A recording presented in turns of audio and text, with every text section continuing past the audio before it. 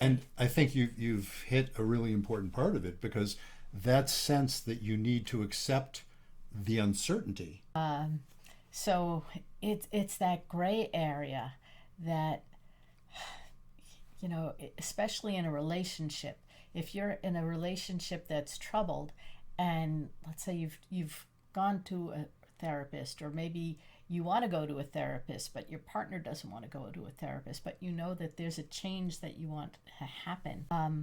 You can't always act on that right away. Sometimes it takes a long time. Sometimes it takes years for people to act on something, because it's going to disrupt the stability. But if you're the type of person that wants the intimacy and you're not getting that, then taking that step, or even trying to figure out what steps to take, it's very scary. It's very. And I think you've hit a really important part of it, because that sense that you need to accept the uncertainty. And you were in that situation of being, as you said, being in a relationship where you felt miles apart, still loved each other but felt miles apart, and you ultimately decided to divorce. And that couldn't have been easy, even when you decided to do it, because it was a huge life change, not just for me but for my children, and you're upending a lot of lives. So to go ahead and make that leap, sometimes it takes a lot of courage. It does take a lot of courage, and that recognition that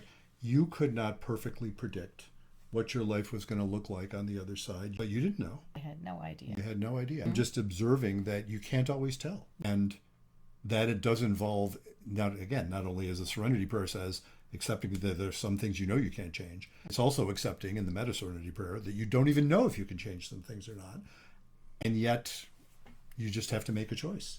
And sometimes, I think I had to accept that I couldn't change the other person, that, I had to make changes in me. That was the only thing that I had control over, was what I do.